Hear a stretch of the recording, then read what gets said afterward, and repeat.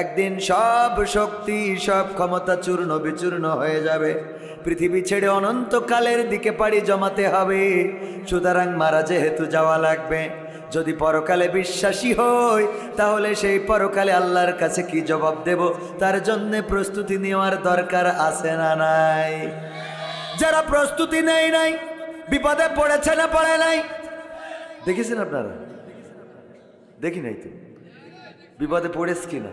হ্যাঁ, দুনিয়ার পরের কথা যদি বলি, আমি লাস্টের 2 লাইনে বলেছি ক্ষমতার বড়াই কইরো না, চিরদিন চেয়ার থাকে না।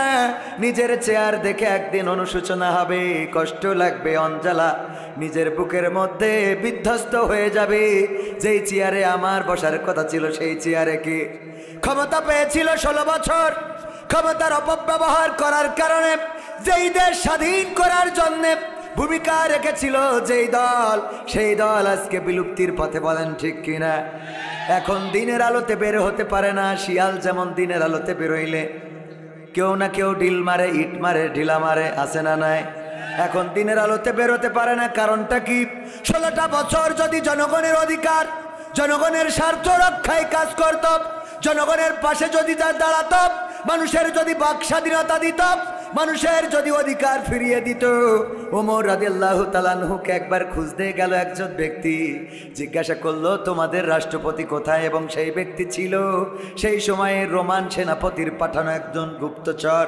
গুপ্তচরকে পাঠালেন, যাও দেখে আসো ওমরের প্রাসাদটা কেমন, তার সিংহাসনটা কেমন, তার নিরাপত্তা ব্যবস্থা কেমন, তার সৈন্যবাহিনী কেমন, তার শাসন কার্য পরিচালনার জন্য যারা নিযুক্ত আছে মন্ত্রী এমপিরা তারা কেমন, যাও খোঁজ নিয়ে আসো। খোঁজ নিতে আসলেন, এসে জিজ্ঞাসা করলেন তোমাদের রাষ্ট্রপতি কোথায় থাকে, তোমাদের খলিফা কোথায় থাকে, তোমাদের রাজা বাদশাহ কোথায় থাকে?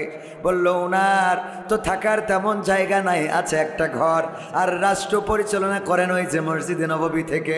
মসজিদে নববীর সিংহাসনটা কোথায়? বলল সিংহাসন বলে কিছু নাই, যে মেহরাবটা আছে মাটির বানানো, ওই মেহরাবের পরে বসে খলিফা শাসন করেন। বলল খলিফা কোথায়? বলল খলিফা গিয়েছে, তার উট হারিয়ে গিয়েছে খোঁজার জন্যে। উট হারাই গিয়েছে, তাই খোঁজার জন্যে গিয়েছেন, উট হারিয়ে গিয়েছে। বলল নিজের উট নিজে খুঁজতে গিয়েছেন, তা কয় কিডা খুঁজে দেবে? কিডা খুঁজে দেবে? নিজের উট হারাই গেছে। আর আমাদের দেশে একবার চেয়ারম্যান একজন হইলে হয়, মোটর সাইকেলেরও ড্রাইভার লাগে। চেয়ারম্যান হইলে মোটর সাইকেলেরও ড্রাইভার লাগে, উনি আর নিজের ভাই গিয়ার মারে, ঠিক না ভাই? ঠিক। আর আমি এখনো এত বড় বক্তা, প্রতি রাতি 50-60 হাজার টাকা পাই, তাও নিজের গাড়ি এখনো নিজে ড্রাইভ করি। এখানে আসছে কিন্তু নিজে চালাই। আর এই জন্য মাঝে মাঝে ঝামেলাও হয়। কুষ্টিয়ায় গেছি, বলছে এই হুজুরের আগে নামাই দেন। তো আমি বললাম গাড়িটা কনে রাখবো বলে? কই হুজুরের নামান আগে। আমি কই বাবা গাড়িটা পার্কিং করিয়ে নি। কই আপনি কথা বলতে পারছেন, হুজুরের নামান। বললাম ভাই হুজুর আমি। আপনি হুজুর? মালয়েশিয়াতে রাষ্ট্রপতি প্রধানমন্ত্রী জানেন আপনি, যেহেতু বিদেশের সম্পর্ক আছেই, নিজেরা নিজেদের গাড়ি, মন্ত্রী এমপি তারা নিজেরা নিজেদের গাড়ি ড্রাইভ করে। আর আমাদের গাড়ি একখান কিনার আগে ড্রাইভার ঠিক করে, ঠিক না ভাই? ঠিক। উষগতুরে কাকে বলে আপনারা কি বলেন জানি না, অলস কিলস।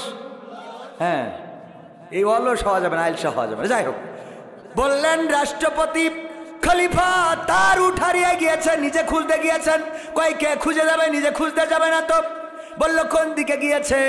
বলল ওই যে এই দিকে গিয়েছে, এই রাস্তায়, এই পথে গিয়েছে। ওই লোকটি হাঁটতে হাঁটতে কিছু দূর যাওয়ার পরে দেখলেন মরুভূমির মধ্যে একটা খেজুর গাছ, খেজুর গাছের সাথে একটা উট বাঁধা। আর ওই উটের পাশেই শুয়ে আছে একজন ব্যক্তি, হাতের নিচে, মাথার নিচে হাতটা দেয়া, বালিশও নাই। যখন শুয়েছিলেন তখন ওই খেজুর গাছের ছায়াটা ওই জায়গায় ছিল, যখন সূর্যটা সরে গেছে ছায়াটাও সরে গেছে, গা থেকে ঘামগুলো টপ টপ করে পড়তে থাকে, বালুগুলো চুষে নেয়। মানুষদেরকে জিজ্ঞাসা করলো ওই লোকটিকে, বললো ওটাই হলেন আমাদের খলিফা আমিরুল মুমিনিন হযরত ওমর রাদিয়াল্লাহু তাআলা আনহু।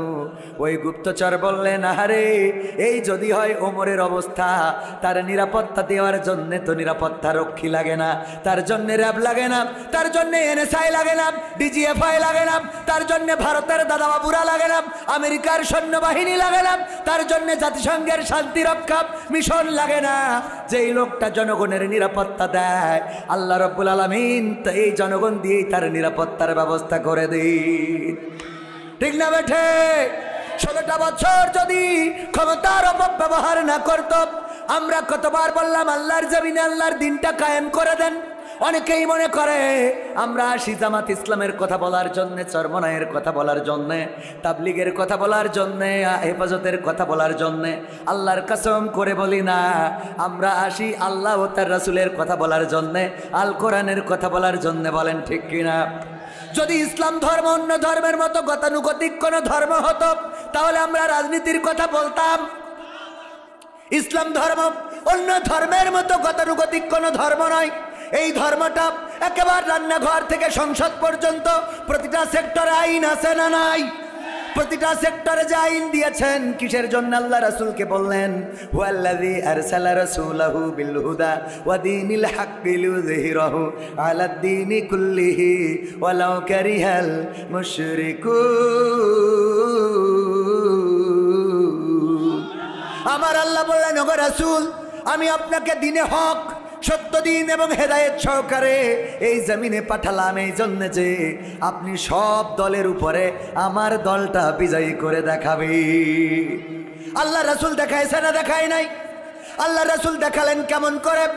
চুরি করেছেন একজন মহিলা, বিশ্বনবীর পরিবারের লোক, বিশ্বনবীর বংশের লোক, ধরা খেয়েছে, প্রমাণিত হয়েছে। আল্লাহর নবী বললেন কোরআনের আইন অনুযায়ী হাত কেটে দিতে হবে। সাহাবীরা বুঝালেন, ওগো নবী, আপনার পরিবার, আপনার গোত্রের লোক, আপনার বংশের লোক, তারে যদি হাত কেটে দেওয়া হয় তাইলে এটা তো কেমন একটা দেখা যায়। বঙ্গবন্ধুর পরিবারের লোক হইলে মাফ আছে না নাই? এখন আছে? এখন নাই। কিন্তু এখন যারা ক্ষমতায়, আবার এই ক্ষমতা নিয়েও এসব কথা তো অত তো যাবো না। আমি খালি কিছু হেদায়েতের কথা বলি, আল্লাহ যেন আমাদের হেদায়েত নসিব করেন, বল না, তাই না? আপনার তো দেখি ডাক্তার শফিকুর রহমানের মতো লাগে খালি, ঠিক কি না? আল্লাহ কবুল করুন, বলেন আমিন। সভাপতি তো এরকম হইতে হবে, আল্লাহ কবুল করুন, আমিন। ওগো আমার ভাইয়েরা, ভাইয়ে ভাইয়ে দ্বন্দ্ব বেঁধেছে না বাঁধে নাই? আল্লাহ বললেন, ওয়াতাসিমু বিহাফাররাকু, তোমরা সংঘবদ্ধভাবে আল্লাহর রাজ্যকে আঁকড়ে ধরো, তোমরা পরস্পর বিচ্ছিন্ন হয়েও না। 16টা বছর একসাথে মায়ের খালাম, জেলে গেলাম, খুন হলাম, গুম হলাম, এখন 6 মাস না জাতি কি হইলো, ফাটাফাটি আছে না নাই?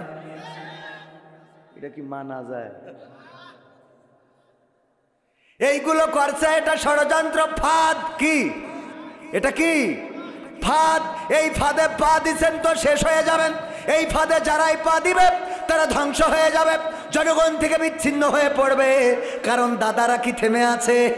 না, থেমে নাই। এই জন্য আমার বক্তব্য হলো, মুসলমানে মুসলমানে দ্বন্দ্ব করা চলবে না, সীসা ঢালা প্রাচীর হবে, কখনো তা টলবে না।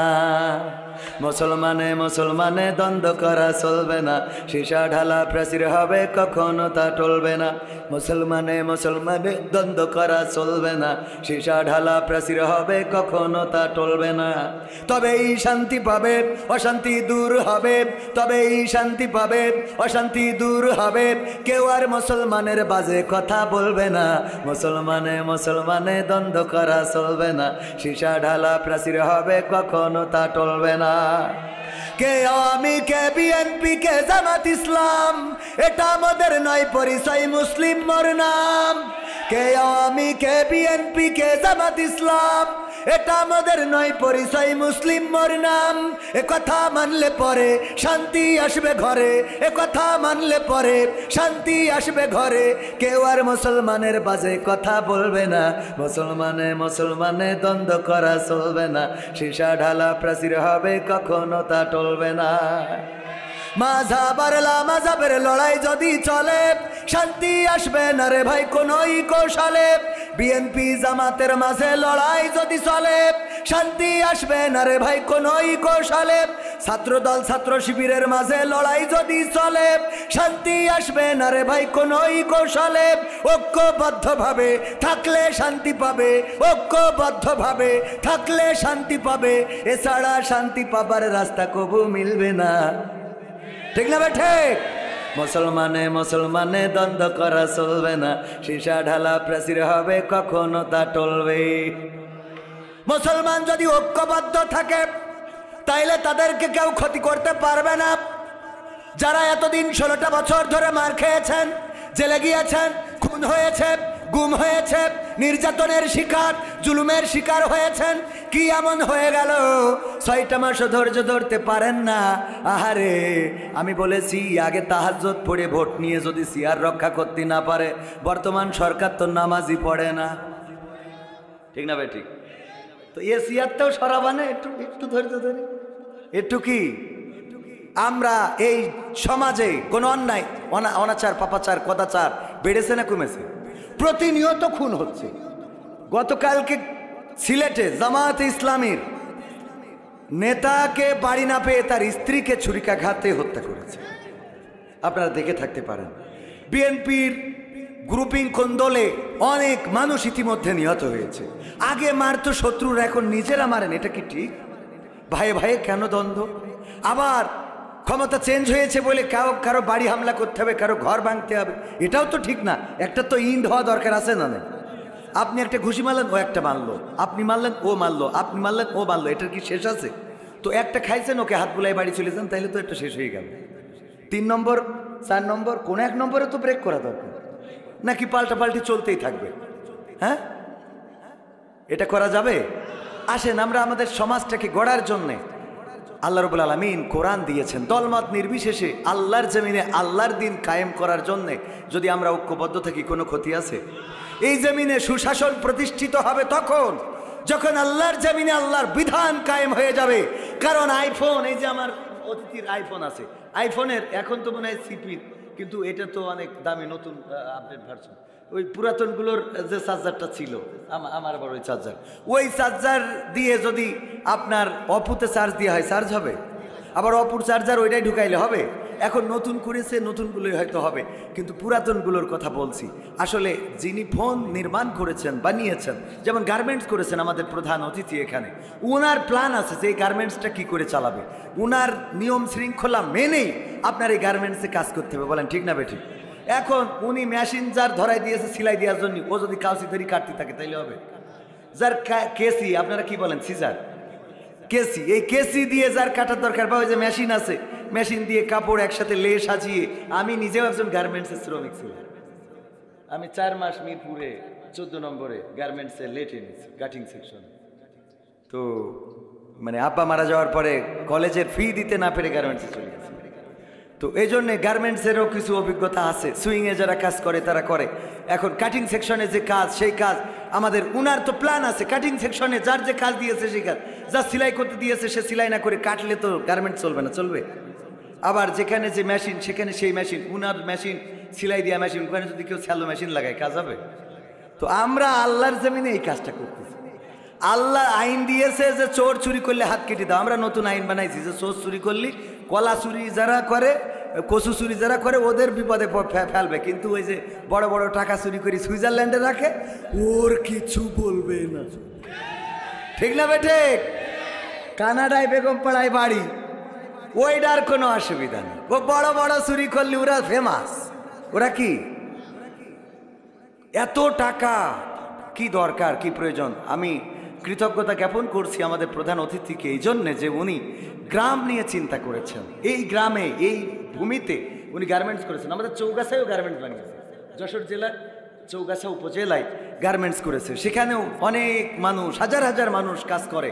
ঢাকার কাজ এখন অলিতে গলিতে যদি হয়, যেটা বলেছেন যে ঢাকায় যারা কাজ করে, আমাদের থাকতে হতো, 4 মাস থেকেছি তো, আবহাওয়া পরিবেশ মানে এত খারাপ, মশা মাছি যা কিছু আছে। আমার তো মাঝে মাঝে মনে হয় আল্লাহ লানত না পড়লে কেউ ঢাকায় থাকতে পারে, মানে এরকম আবহাওয়া, জ্যাম, সব কিছুর মধ্যে।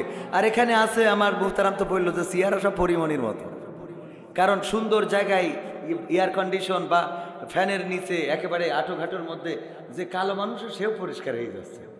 তো এই গ্রাম নিয়ে যে ভূমিকা রাখছেন, আলহামদুলিল্লাহ। অর্থগুলো যদি এইভাবে কাজে লাগানো হয়, আমাদের দেশ উন্নতি হবে, ঠিক কিনা? উনারা রেমিট্যান্স নিয়ে আসেন, উনাদের কাপড়গুলো, এই গার্মেন্টসের পোশাকগুলো চলে যায় বিদেশে। আমাদের দেশের পোশাকের অনেক কদর, অন্যান্য দেশে আমরা যদিও বুঝি না, উনারা সেই দেশে রপ্তানি করে রেমিট্যান্স নিয়ে আসেন, যেই রেমিট্যান্স দিয়ে আমাদের দেশের অর্থনীতির চাকা সচল রয়েছে।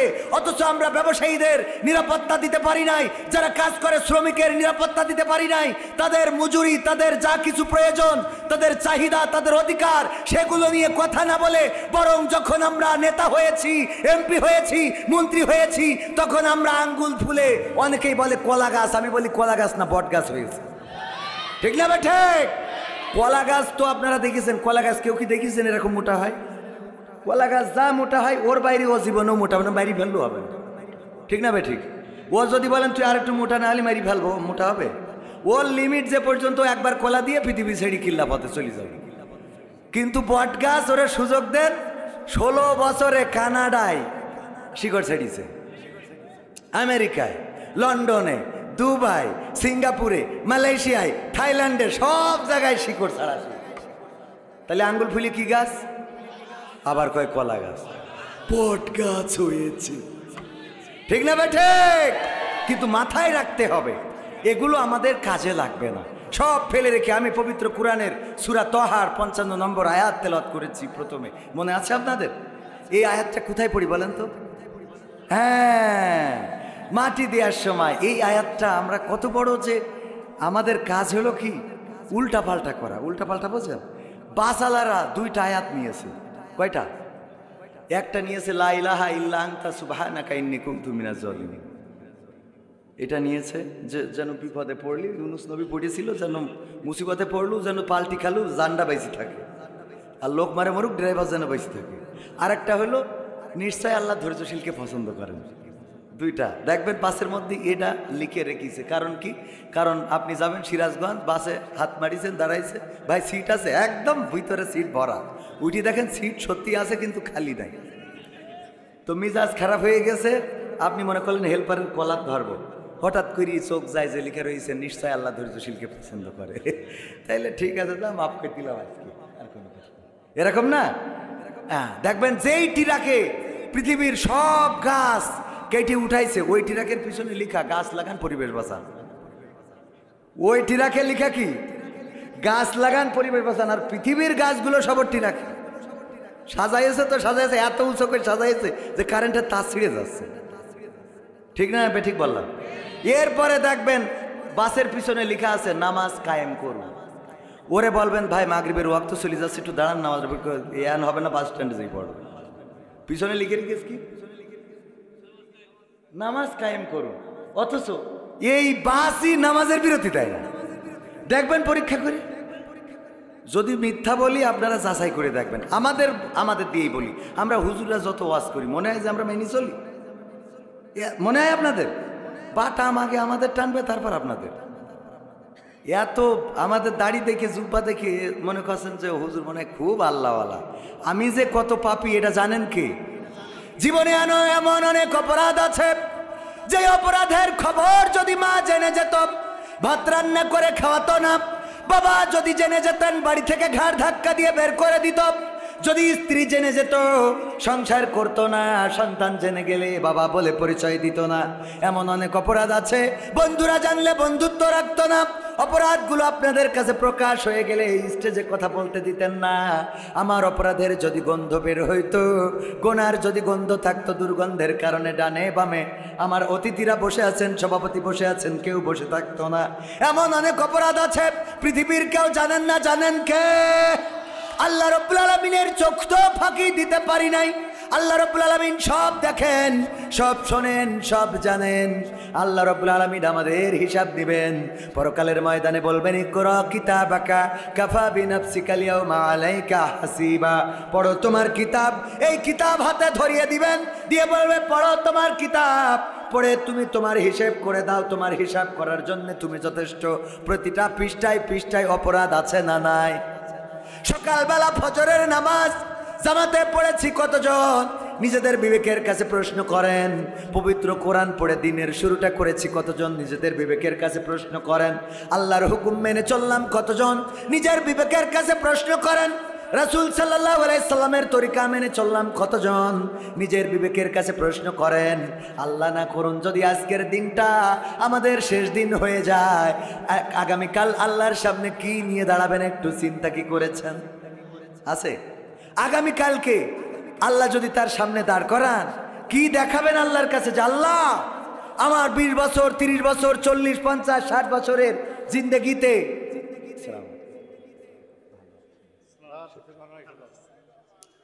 নারায়ে তাকবীর, বিশেষ অতিথির আগমন মাহফিলের পক্ষ থেকে। আপনারা খুশি তো? আজকে আমরা স্টারদেরকে পেয়েছি আলহামদুলিল্লাহ। সময় আমরা বেশি নেব না, 12টার মধ্যে আমরা শেষ করব ইনশাআল্লাহ।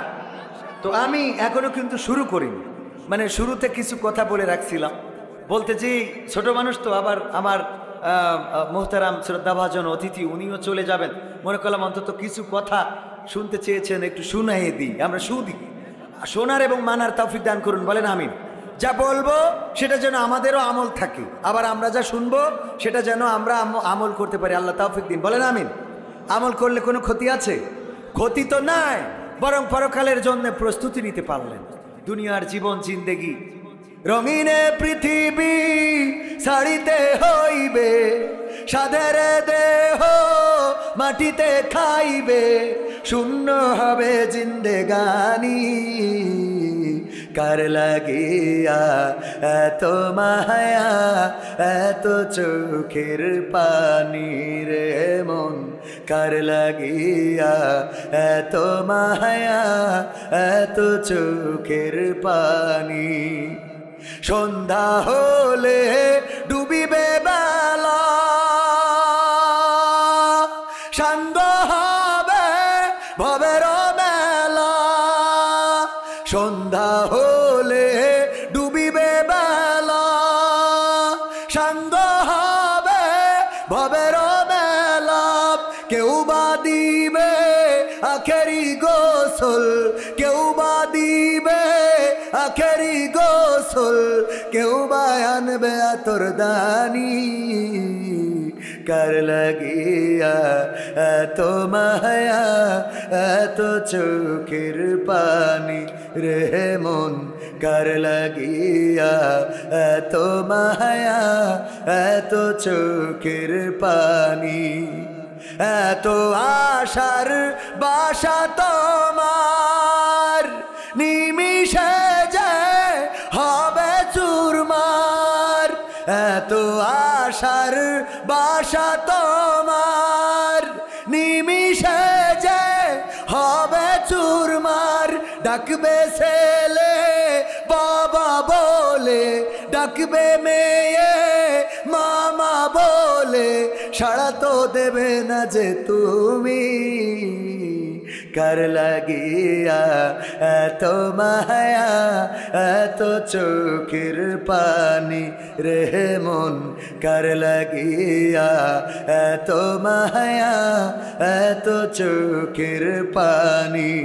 রঙিনে পৃথিবী ছাড়িতে হইবে, সাধের দেহ মাটিতে খাইবে, শূন্য হবে জিন্দেগানি, কার লাগিয়া এত মায়া এত চোখের পানি রে মন, কার লাগিয়া এত মায়া এত চোখের পানি। মারহাবা বলা যাবে না? সবাই বলেন। ভাইয়েরা আমার, এই দুনিয়ার মায়া মমতা সব রেখে চলে যেতে হবে। সূরা তাহার 55 নম্বর আয়াতে কারিমা তেলাওয়াত করেছি, সবার মুখস্থ।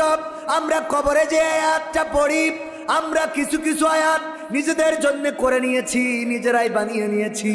যখন কোনো ব্যক্তিকে কবরে নামায়, কবরে নামানোর সময় বলি বিসমিল্লাহি ওয়া আলা মিল্লাতি।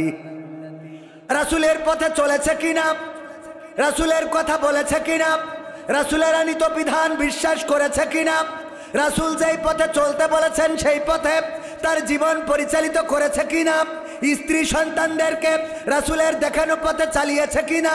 যদি না চালিয়ে থাকে আল্লাহর জমিনে আল্লাহর দ্বীন কায়েম করার জন্য রাসূলকে পাঠালেন, বললেন হুয়াল্লাযী আরসালা রাসূলাহু বিল হুদা ওয়া দীনিল হক লিইয়ুযহিরাহু আলাদ দীনি কুল্লিহি ওয়ালাউ কারিহাল মুশরিকুন। সূরা সফ আগেই বলেছি, আল্লাহ বললেন ওগো নবী পাঠালাম দ্বীনে হক, সত্য দ্বীন এবং হেদায়েত সহকারে, যাতে সব দিনের উপরে আমার দিনকে বিজয়ী করে দেখাও। এই বিজয়ী করে দেখানোর দায়িত্ব ছিল রাসূলের, তিনি করে দিয়ে গেছেন। এখন এই দায়িত্ব কাদের উপরে? আমাদের উপরে, রাসূলের উম্মত, ওয়ারাসাতুল আম্বিয়া, আলেমদের উপরে, ওলামায়ে কেরামের উপরে, তার উম্মতের উপরে। সুতরাং আমরা আল্লাহর দ্বীন বাস্তবায়নের জন্য যদি প্রচেষ্টা না করি, মারা যাওয়ার পরে কোনো ইমাম যদি বলে বিসমিল্লাহি ওয়া আলা মিল্লাতি রাসূলিল্লাহ, আমার রাসূল, ওই লাশটাকে কি কাঁধে নিবেন? কেন নিবে না? ভাইজান তো বিএনপির লোক, কে লোক? আমি সারা গায়ে দাড়ি পাল্লা লাগাই এসে বলতেছি, ওগো আমার সভাপতি, আমি আপনার ভালোবাসি। কে? আবার তারেক জিয়ার বললাম, ওগো তারেক জিয়া, আমি খালেদা জিয়ার ভালোবাসি। তারেক জিয়া বলবে ধরিয়াকে বাটান। ও যদি আমার আম্মার ভালোবাসতো, তা সারা গায়ে দাড়ি পাল্লা কেন? ও তো দুই একটা ধানের শিষ্ট থাকে, কথা কয় না, ঠিক না ভাই? ঠিক। বিসমিল্লাহি ওয়া আলা মিল্লাতি রাসূলিল্লাহ বলে আপনি কবরে নামাই রেখে আসলেন, যদি আল্লাহ রাসূলের পথের না হয়, যদি আল্লাহ রাসূলের দ্বীনের না হয়, আল্লাহ রাসূলের দ্বীনের প্রতি যদি ঈমান না আনে, দাড়ি টুপি পাঞ্জাবি জুব্বা, আল্লাহর কোরআন, আল্লাহর পথ, আল্লাহর রাসূল যে পথে চলতে বলেছেন, যদি এটার সাথে উনার সম্পৃক্ততা না থাকে, তাইলে আমার রাসূল কি উনাকে মানবেন? কথা কয় না, মানবে? আমি আরো উদাহরণ দিতে চাই, বলি আমাদের অবস্থা হয় এরকম, আল্লাহ রাসূল যেটা বলবে সেটা হলো, একজন বিয়ে করেছে, তার মুখে দাড়ি কি, তো ওই অনেক মেয়ে আছে দেখেন দাড়ি কিন্তু পছন্দ করতে চায় না, দাড়ি আল্লাহ চাইলে বিয়ে করবে না, তো বিয়ে করার পরে কয় তোর বরের মুখী দাড়ি, বরের মুখী দাড়ি, এই খেপাইছে বুনিরা অন্যরা, তো এই জন্যে বরের সাথে আর ঘুমায় না, আলাদা ঘরে ঘুমায়, বরের সাথে কোনো বলেন। তো বর চিন্তা করলো আমার ঘরে তো ঘুমায় না, উনি যে ইতে বিভিন্ন পীর পরেশগার ওলিয়া উলিয়া যারা আছে তাদের কাছ থেকে বিভিন্ন পড়া পানি তাবিজ মান্দলি এই নিয়ে কোনো কাজ হয় না। তো গ্রামের এই যে কামার পাড়ার মসজিদের যে ইমাম, লোকাল ইমাম, ওনা যেই বলছে হুজুর আমি তো খুব বিপদে, আমার স্ত্রী তো আমার ঘরে শোয় না, তো একটু যদি বলছে আমি এটা তাবিজ লিখে দিচ্ছি, বালিশের মধ্যে ঢুকাই দেবেন, লিখে দিয়েছে, ওই রাত্রি ওনার স্ত্রী ঘরে এসে শুয়েছে।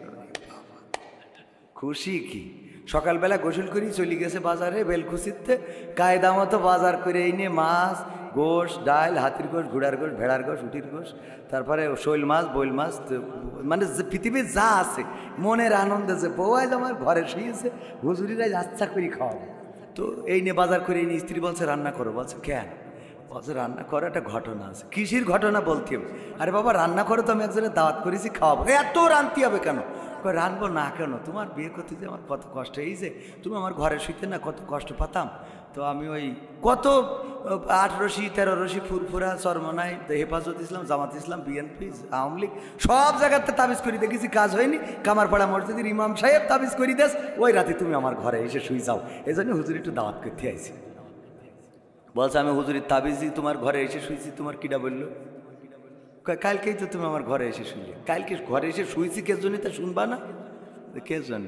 বলছে কাল যে ঘরে শুই ওই ঘরে শিংকেটি চোর ঢুকেছিল, তো চোর ঢুকে এক এক করে সব নিয়ে গেছে, ঘরের মধ্যে যে সোনা দানা গয়না গাঠি আইলা শাইলা বাইলা যা ছিল সব নিয়ে যেয়ে লাস্টে খালি আমি একা আছি, ওমা দেখে আমার দিকে 8 চোখি তাকাইছে। আমি মনে করলাম আমারও কি নিয়ে যায়, তাই ভয়তে তোমার ঘরে আসলে। বলছে আমার স্ত্রী রে, তুই তো ঠিকই সেই আমার ঘরে এসে শুলি, তাই একটু আগে আসলি তো অন্তত মাল কিছু রক্ষা করতে পারতাম। কথা বোঝেননি?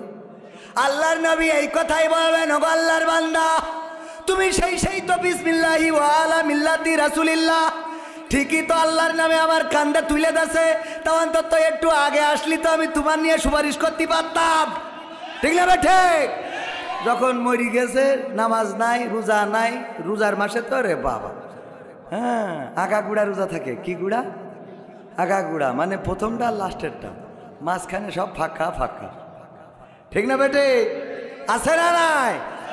রোজার মাসে রোজা নাই, নামাজ নাই, হজ নাই, জাকাত নাই, আল্লাহ রাসূলের কান্দে। তবে এখনকার ইমামদেরও কৈফিয়ত দিতে হবে, যদি ওই যে বেকার। তবে ইমাম যারা বোঝে ওরা আবার একটু খোঁজ নাই, কয় যে মারা গেছে সে কোনপন্থী, তা যদি কয় ভারতপন্থী তাহলে বলে বিসমিল্লাহি ওয়া আলা মিল্লাতি নরেন্দ্র মোদী, আল্লাহর নামে নরেন্দ্র মোদীর কান্দে দিলাম, যা পারে ও করবে।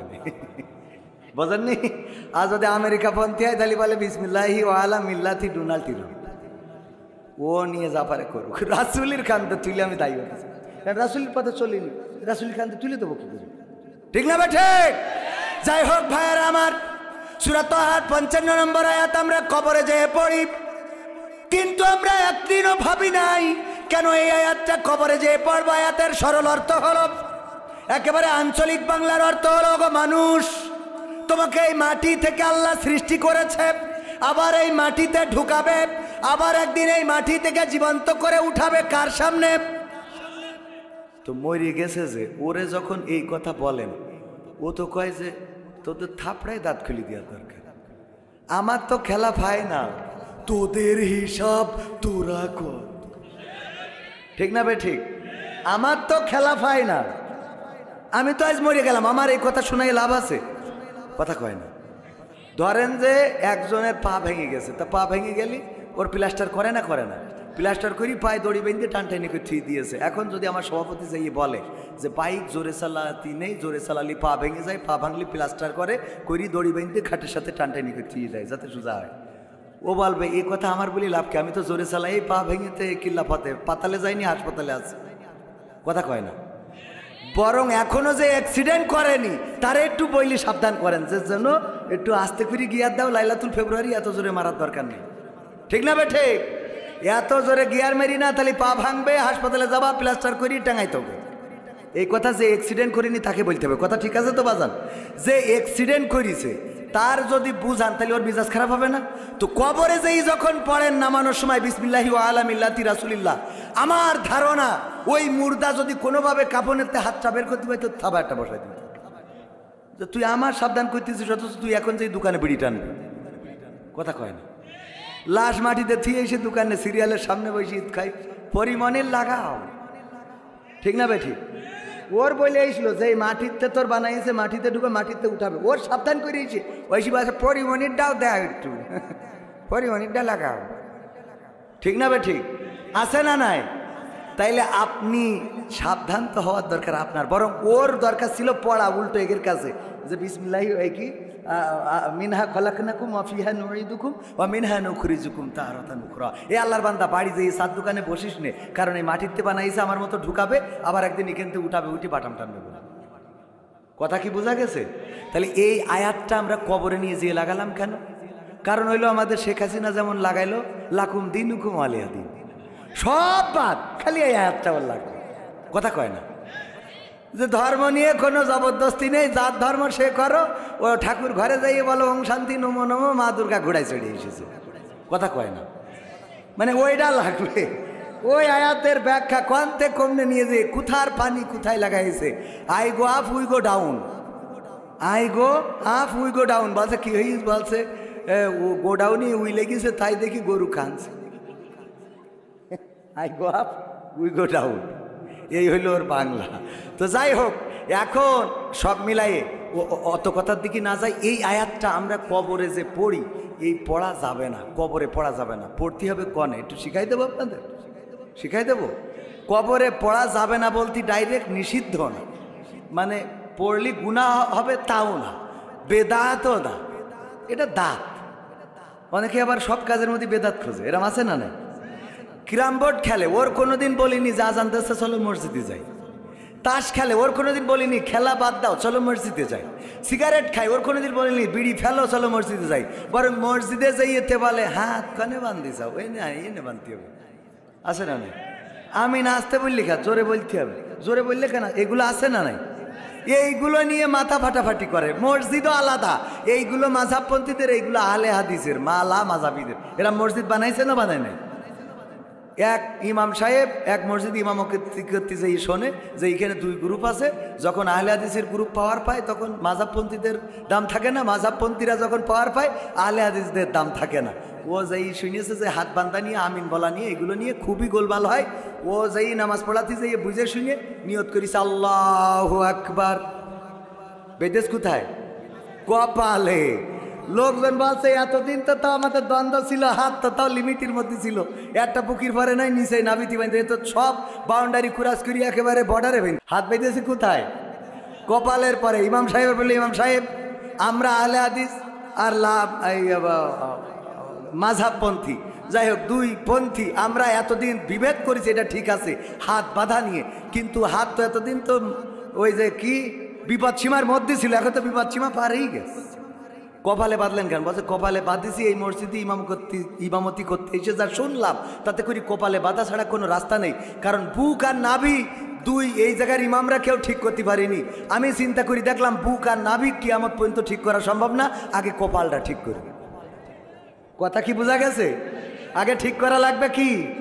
মুসলমানদের কপালের অবস্থা খারাপ, কপাল ঠিক করা লাগবে।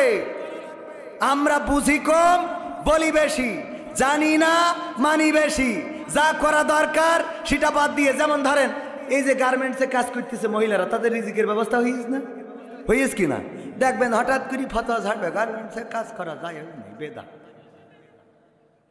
আছে না? মহিলাদের কাজে অনেকেই নিরুৎসাহিত করে, মহিলাদের কাজ করা যাবে না, এই করা যাবে না, তাই করে। আমি ইদানিং উৎসাহিত করতেছি যে আপনারা মহিলাদেরকে স্কুটি কিনে দেবেন। কি কিনে দেবেন? স্কুটি। কেন কিনে দেবেন? আমি চিন্তা করে দেখলাম, আমার চিন্তাই বলে একে বেলকুচি থেকে কেউ যদি সিরাজগঞ্জ যাইতে চায়, এখন যে ইজি বাইক অটো, আপনারা কি বলেন? অটো, ইজি বাইক ধরেন, একজন যাবে খুব ইমার্জেন্সি, সভাপতি সাহেব ফোন দিয়েছে এক্ষুনি আসতে হবে, খুব খারাপ অবস্থা সিরাজগঞ্জে, অটোতে উঠবে, সিট একটাই খালি আছে, বাকি সব পুরুষ, উনার না উঠলে আছে না। এই জায়গায় দাঁড়ায় ওই যখন হাত উঁচু করে, এই ইজি বাইক দাঁড়াও, হাত উঁচু করলে মহিলা মানুষ 2টা 4টা 5টা ইজি বাইক, জায়গা নেই, চলে গেল। প্রতিটা পিটা মানুষের সাথে কথা বলতে হইল না, কথা কয় না। এই মহিলাটার দাঁড়ায় কথা বলতে হলে হাত উঁচু করতে যে বডি, চেহারা, সৌন্দর্য হয়তো দেখেও থাকতে পারে। এরপরে যখন বসলে পুরুষদের সাথেই বসতে হয়, ঠিক না বে ঠিক? মুখোমুখি বসতে হয়, পাশাপাশি বসতে হয়, এর মধ্যে টাচিং আছে না নাই? যদি একটা স্কুটি কিনে দেন, গিয়া দিয়ে ঠুস করে সিরাজগঞ্জে চলে যাবে, চলে আসবে, কোনো অসুবিধা আছে? না কারোর সাথে ধাক্কা লাগলো, না কারোর দাঁড়াতে বলতে হইলো, কিছু হইলো। আর আপনার এইগুলো আমরা ফতোয়ার সময় খুব ষোলো আনা বুঝি না যে কোন জায়গায় কোন ফতোয়া দিতে হবে, ঠিক না বে ঠিক? মুরব্বীরা মসজিদে যায়, আমার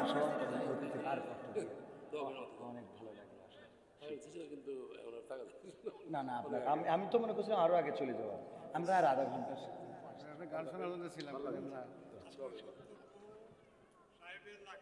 মাশাআল্লাহ মাশাআল্লাহ আলহামদুলিল্লাহ। না আমি দেখছিলাম যে যাওয়ার জন্য বলছিল, উনি বললেন আরো 10 মিনিট থাকবো। শুকরিয়া। এখনো তো গজল শুরু করিনি। আপনি সভাপতি, আপনি করেন। আপনারও কি গার্মেন্টস রয়েছে? ও আর একটা জলসা দিয়েছে, তা আমি এখনো শেখ হাসিনার কথা বললাম না। আচ্ছা, আপনি শুতে শুতে যাবেন ইনশাআল্লাহ। আল্লাহ পালাবো না, পালাবো না, হবে ইনশা। আধা ঘন্টা এখন আছে। আমার আলাউদ্দিন ভাই আবার ওয়াজ করতে চলে এসেছে। ভাই আবারও ওয়াজ করবে, আমার শেষে উনি ওয়াজ করবে, আমি চলে যাবো। আল্লাহ কবুল করুন, বলেন আমি।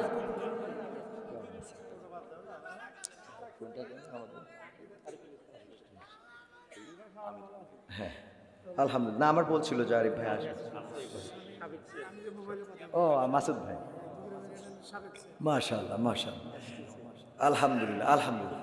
আজকে মাহফিল হয়ে গেছে 2টা পাশাপাশি, আবার ওখানে বক্তৃতা দিয়ে এখানে এসলো, মানে মাহফিলে 2টাই তো মনে হয় লোকের অবস্থা খারাপ নাকি?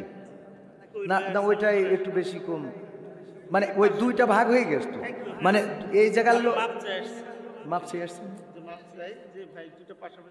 হ্যাঁ, তো আমরা ফাঁকা ফাঁকা ওবায়দুল কাদেরের গান, শেখ হাসিনার গান, গণতন্ত্রের গান শুনবো ইনশাআল্লাহ।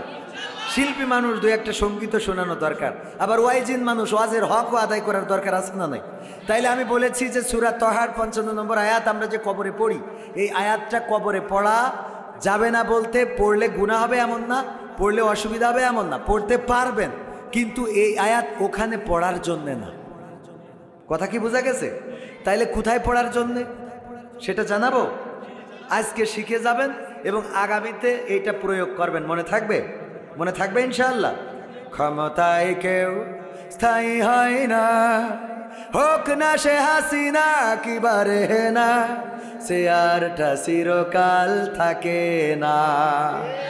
ক্ষমতায় কেউ স্থায়ী হয় না। মুজিবুর বেশি দিন থাকেনি, জিয়াউর কেউ তো রাখেনি। মুজিবুর বেশি দিন থাকেনি, জিয়াউর কেউ তো রাখেনি।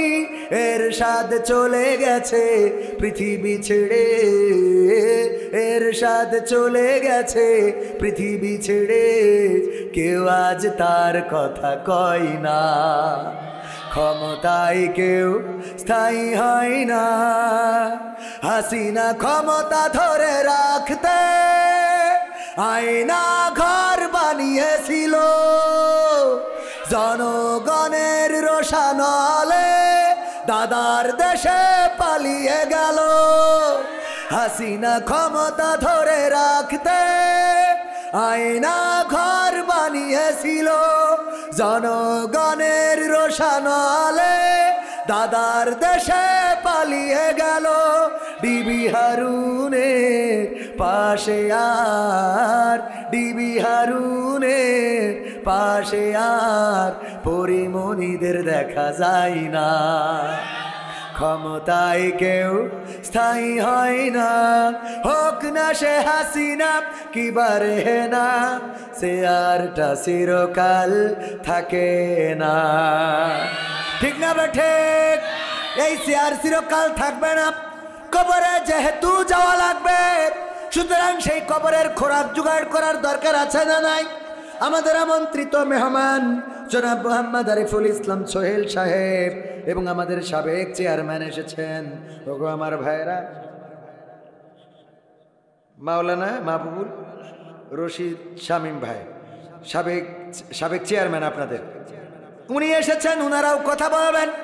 আমরা আর আধা ঘন্টার মধ্যে আমার আলোচনা শেষ করব, তারপরে ওনাদের কথা শুনবো, তারপরে মোনাজাত করে একসাথে যাইতে অসুবিধা হবে। থাকা যাবে ইনশাআল্লাহ? থাকা যাবে? আধা এই কথা বলাতে ওই যে দুই একজন উঠছে, আমার বাজানের ওই একটু পিসাব ধরতে পারে, আবার মসজিদের মুয়াজ্জিন ইমাম এরকম আছে, মুহতামিম, অনেক কাজ থাকে, ঠিক কিনা? তো যাই হোক, এত রাত করা ঠিক না। তারপরেও আমরা বেশি সময় নেব না, আখেরি মুনাজাত না করে চলে যাব। কে কে হাত উঁচু করেন? সবাই থাকবেন? আখেরি মুনাজাত না করে সবাই থাকবেন ইনশাআল্লাহ? আল্লাহ কবুল করুন, বলেন আমিন। কিন্তু দেখবো যে এই সবাই হাতটা তুললেন না, দেখি উঠলে কিন্তু ডাক দিয়ে বসাবো, ডাক দিয়ে বসাবো, না হলে দেখি স্টেজে নিয়ে আসবো, সবাই সাথে সালাম দিয়ে বিদায় নিয়ে তারপরে যাবো ইনশা। দুইটা মাহফিল পাশাপাশি, মানে শ্রোতা ভাগ হয়েছে, ওরাও শান্তিতে নেই, আমরাও শান্তিতে নেই। জামাত বিএনপি যেমন পাটাপাটি চলতেছে না, 16 বছর একসাথে থাকলাম, একসাথে মার খালাম, রাজপথে, মিছিলে, মিটিংয়ে, সংগ্রামে, জেলখানায়। সাকা চৌধুরী তো বলেই ফেললো যে আমি দেলোয়ার হুসাইন সাইদির সাথে ফাঁসির কাস্টে ঝুলতে চাই। এমনকি আলী আহসান মোহাম্মদ মুজাহিদ এবং বিএনপির সাকা চৌধুরী সালাউদ্দিন কাদের চৌধুরী দুইজনকে একই দিনে ফাঁসির কাস্টে ঝুলানো হলো। তার মানে একই সাথে একই পথে লড়েছে, মরেছে, খুন হয়েছে, গুম হয়েছে। কি এমন হয়ে গেল এখন যেন একজন আর একজনের ছায়া মারাতে চায় না? ঠিক না বে ঠিক? এর মধ্যে দাদারা ঢুকে গেছে। কারা ঢুকেছে? দাদারা ঢুকেছে। এর মধ্যে ঢুকেছে এর মধ্যে ঢুকেছে নিষিদ্ধ ঘোষিত ছাত্র সংগঠনের কর্মীরা, এর মধ্যে ঢুকেছে ওই জুলুমবাজের প্রেতাত্মারা। তারা ঢুকে তাদেরকে কাটি করতেছে যে জামাত যদি পাওয়ার নিয়ে চলে তোমাদের ক্ষমতার তেশ মারা সারা। এই জন্য ওরা মনে করছে তাইলে তো ঠিক আছে, বেকায়দা। অথচ দুই ভাই একসাথে থাকলে কোনো অসুবিধা আছে? আমাদের অবস্থা এখন এমন যে ওই দুই ভাই যাচ্ছে রাস্তায়, যাইতে যেয়ে এক জায়গায় মরুভূমি, ওই জায়গায় পানির পিপাসা লেগেছে, তো বললো ভাই পানিটা একটু আমি খাই আগে। কয় না আমি খাই। হঠাৎ পানি পড়ে গেছে, ওখান থেকে হু হা হা হা করে এক দৈত্য বেশি উঠেছে। কয় এতদিন তো আটকে ছিলাম, তোরা আমারে বাঁচাইছিস পানি দিয়ে, তো তোদের আমি 3টে স্বপ্ন পূরণ করব। বল কি স্বপ্ন, কে আগে চাবি? তো বলছে যে আমি বড়, আমি আগে চাই। ছোট ভাই বলছে না আমি আগে চাই। আমি বড়, আমি আগে চাই। না আমি আগে চাই। দুই ভাই তর্ক বিতর্ক। দৈত্য বলতেছে যে এই তোরা তর্ক করতেছিস কেন? যে প্রথমে চাবে সে যা পাবে, পরে যে পাবে সে তার ডবল পাবে। এইবার বড় ভাই বলছে ছোট ভাই তুই তাহলে আগে চা। ছোট ভাই বলছে না তুই আগে চা।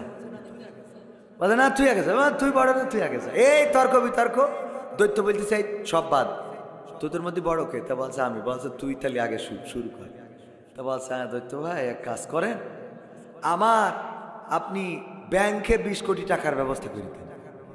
তা বলছে তোর 20 কোটি টাকা ব্যাংকে অ্যাকাউন্টে দিয়ে দিলাম, তোর ভাইয়ের হয়ে গেল 40 কোটি।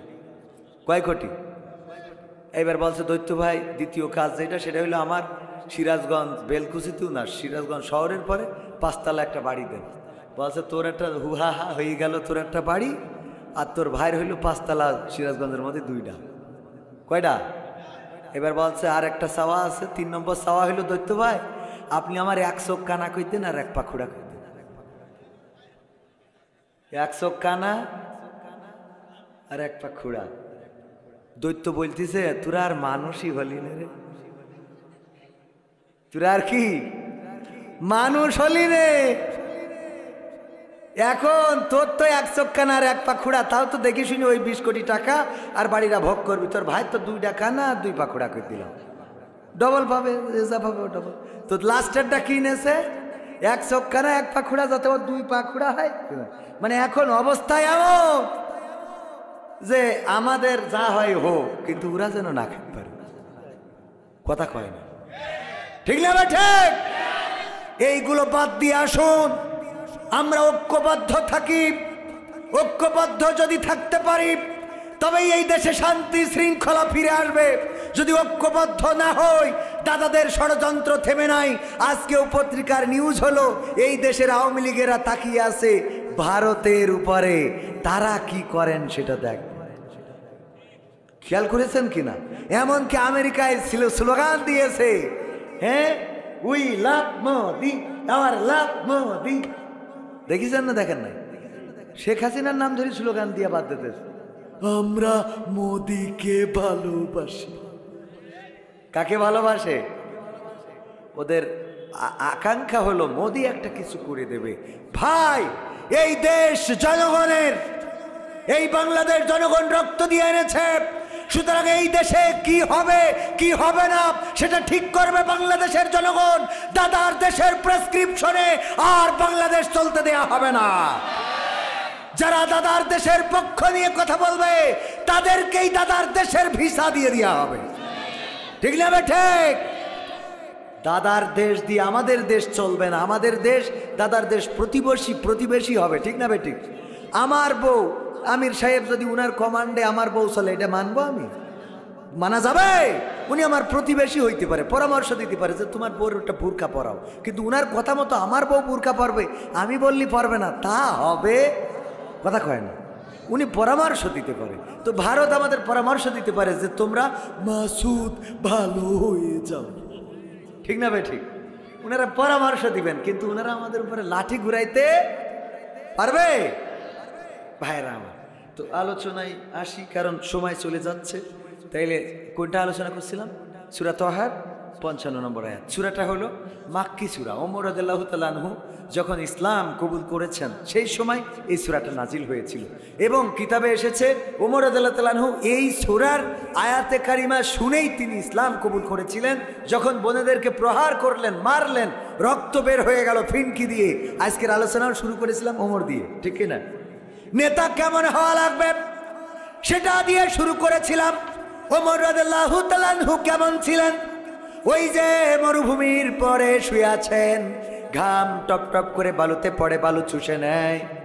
ওই রোমান সেনাপতির গুপ্তচর বললেন, আহারে ওমর, যেই ওমর জনগণের নিরাপত্তা দিয়েছে, ওই ওমরের আর কোনো র্যাবের দরকার নাই, আর কোনো ডিজিএফআই এর দরকার নাই, এনএসআই এর দরকার নাই, আর কোনো ডিবির দরকার নাই, আর কোনো অন্য প্রশাসনের দরকার নাই।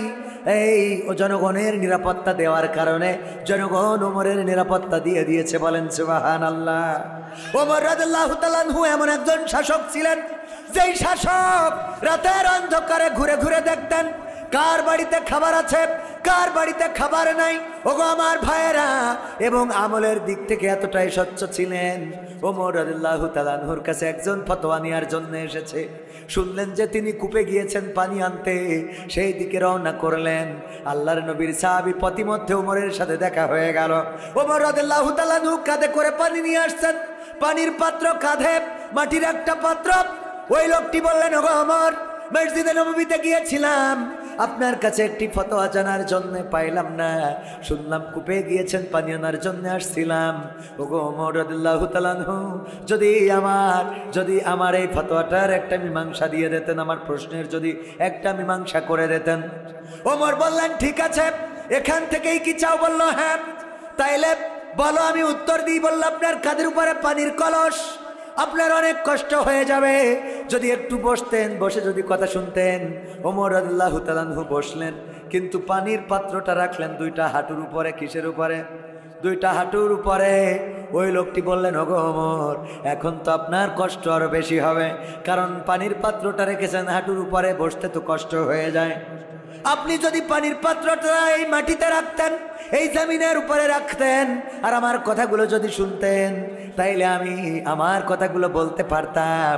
ওমর রাদিয়াল্লাহু তাআলা আনহু বললেন, ওগো আল্লাহর বান্দা, ওগো নবীর সাহাবী, তুমি কি জানো না এই জমিনটা আমার না, এই জায়গাটা কারো না কারো মালিকানাধীন।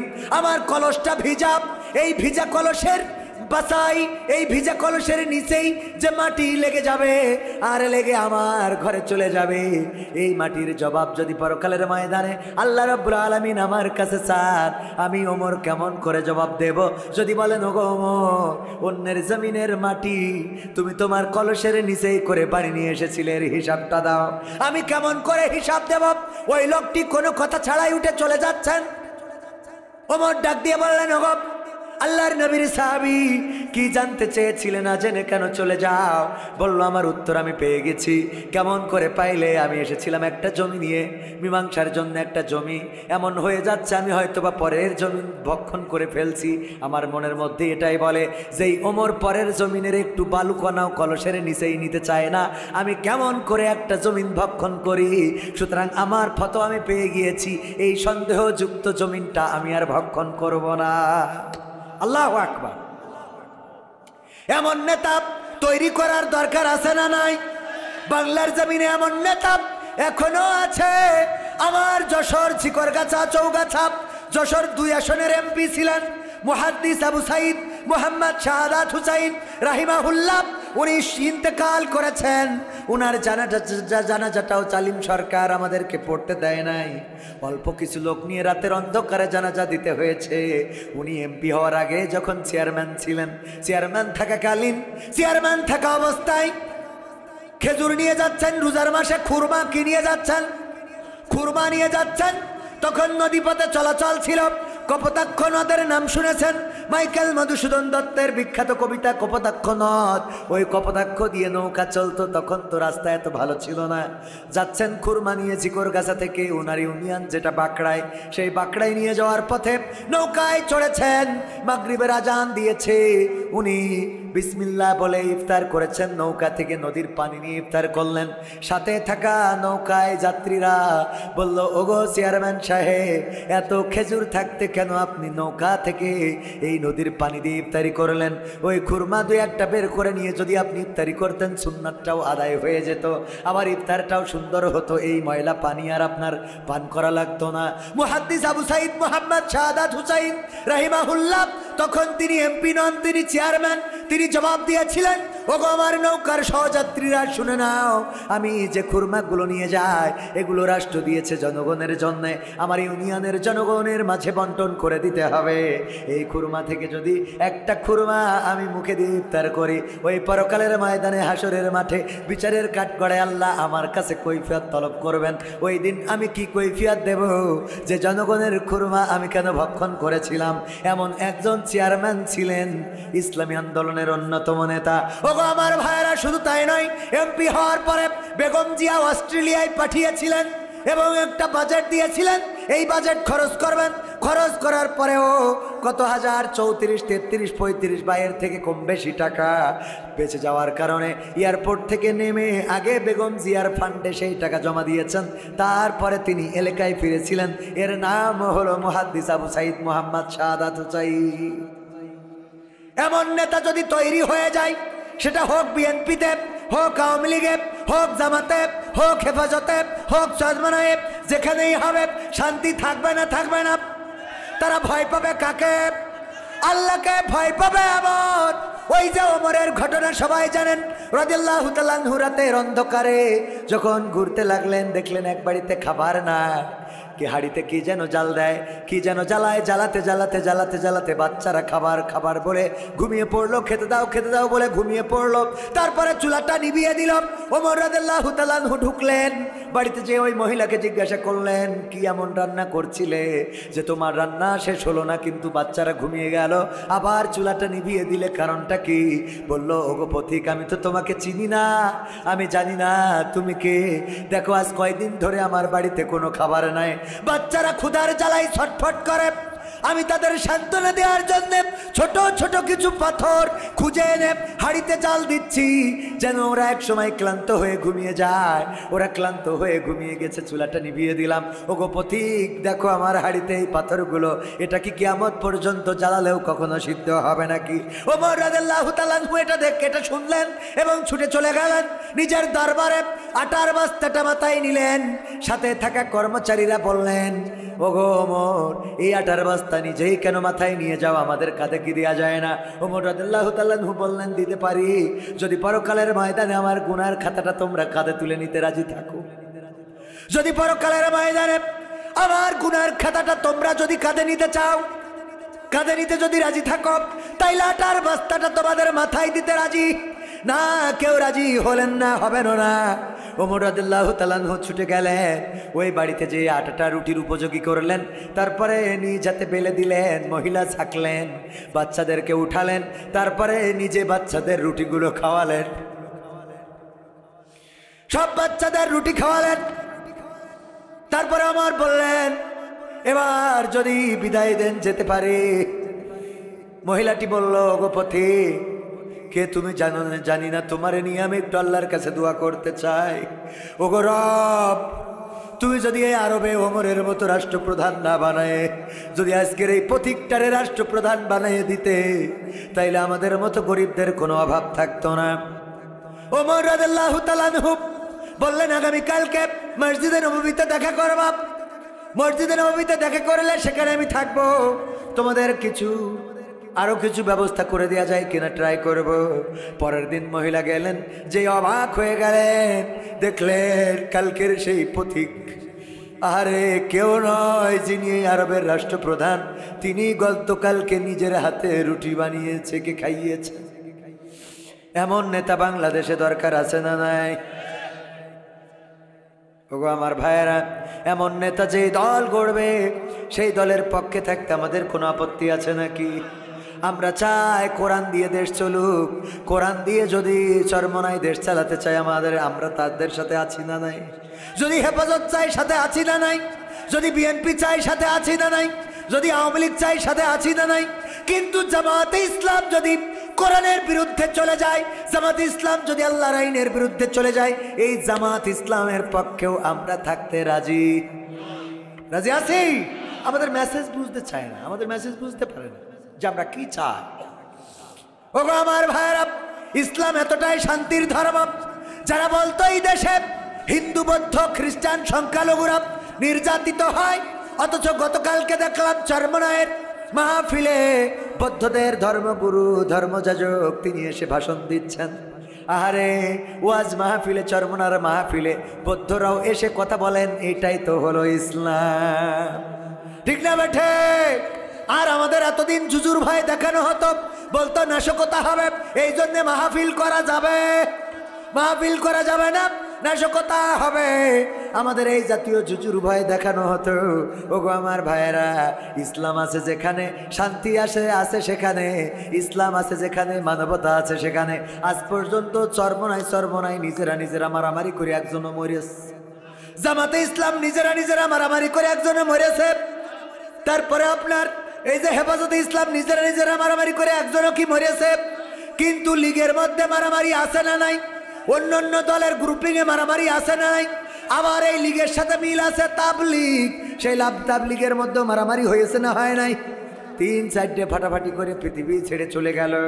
ও আমার ভাইয়েরা, এই জন্যে সব বাদ দিয়ে কোরআনের পথে যদি কেউ আসে তাইলে মারামারি কাটাকাটি ফাটাফাটি থাকবে না, বলেন ঠিক কিনা?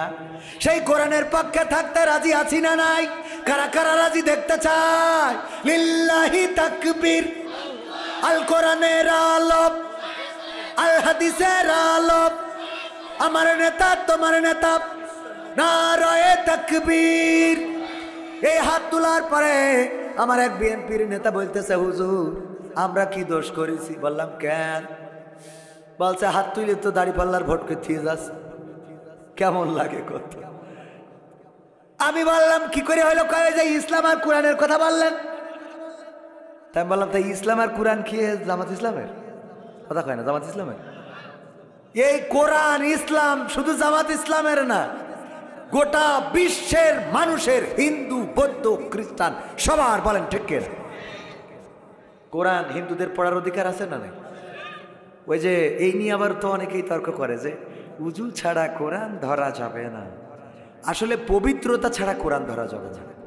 মানুষ নাপাক হওয়া একরকম আর উজু করা আর এক রকম।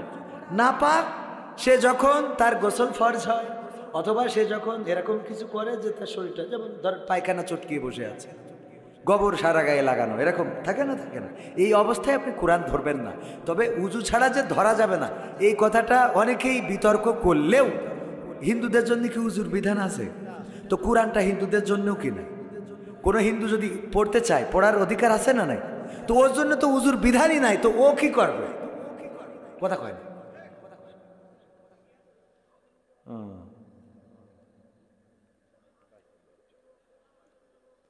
তো যাই হোক, এখন হিন্দু বৌদ্ধ খ্রিস্টান সবার কোরআন ধরার অধিকার আছে না নাই? আছে। মানে কি, কয়দিন আগে দেব চৌধুরী বলে একজন ইসলাম কবুল করলেন, ক্রিকেটের সাংবাদিক, ক্রীড়া সাংবাদিক। সে বলল আমি তো আরবি পড়তে পারি না, কিন্তু আমার বাড়ি বাংলাতে অনুবাদ করা 3টা কোরআন আছে এবং আমি সেগুলো পড়েই উদ্বুদ্ধ হয়েছি। দেখেন, একজন হিন্দু, তার তো উজুর বিধান নাই, সে যদি কোরআন না পড়তো ওই দেব চৌধুরী হয়তো ইসলামের ছায়ায় আসতেন না, ঠিক কি না? যাই হোক, অত তর্ক বিতর্কের মধ্যে যাব না। যারা মনে করেন যে উজু, তবে উজু করেই ধরা উত্তম, আপনি উজু ছাড়া ধরতে পারবেন না এমন না, কিন্তু উজু করে ধরা উত্তম, এ নিয়ে আবার বিতর্ক করা যাবে না। আমার নিয়ে কেউ এটাও বলবেন না যে হুজুর বলি গেছে যে নাপাক অবস্থায় কোরআন ধরেন, মানে একরকম বললে আর একরকম বোঝেন। যারা উজু করে ধরেন আলহামদুলিল্লাহ, এটা ধরেন, ধরবেন। আমিও উজু করেই ধরি, আমিও এরকম না যে আমি উজু করে ধরি না। আমার আবার আহলে হাদিস ভাইয়েরা মাঝে মাঝে কয়, হুজুর আপনি যে কথা বলেন, যে একটা গান গাইছিলাম শিক্ষিত বেঈমান, এই নিয়ে তো খুব আমি বলি যে যেই মসজিদে আমিন জোরে বলে ওখানে আমার আমিন জোরে বলতে কোনো অসুবিধা নেই, কারণ রাসূলের জীবনে আমিন জোরে বলেছেন, হাত বুকের পরে বাদ দিয়েও কোনো অসুবিধা নাই। রাসূল সাল্লাল্লাহু আলাইহি ওয়াসাল্লাম বেঁধেছেন, রাসূলকে জীবনে একজন দেখেছে, একবার দেখেছে, এই দেখে চলে গেছে। যেমন ধরেন হজে গিয়েছে, তো তুরস্ক থেকে হজে এসেছিল, সে রাসূলকে দেখেছে কয়দিন? একদিন দেখে চলে গেছে। যেদিন দেখেছে ওই দিন রাসূল কোনো কারণে দেখা যাচ্ছে এক হাত বেঁধে নামাজ পড়ছিল, হইতে পারে সহিহ হাদিস, কারণ সে রাসূলকে সাল্লাল্লাহু আলাইহি ওয়াসাল্লামকে দেখার সুযোগ পেয়েছে কয়দিন? একদিন। এখন তো সারা রাসূল নবুয়ত পেয়েছে 23 বছর, এর মধ্যে 13 বছর তো চলে গেছে মক্কায়, বাকি 10 বছর মদিনায়। এই 10 বছরে শরিয়া প্রণয়ন করেছেন, আল্লাহ শরিয়া দিয়েছেন। এই 10 বছরের মধ্যে যারা দেখেছেন, কেউ 1 মিনিট দেখেছেন, কেউ 1 ঘন্টা, কেউ 5 মিনিট, কেউ 20 মিনিট, যারা কাছে ছিল তারা একটু বেশি দেখেছেন, ঠিক না বেঠিক?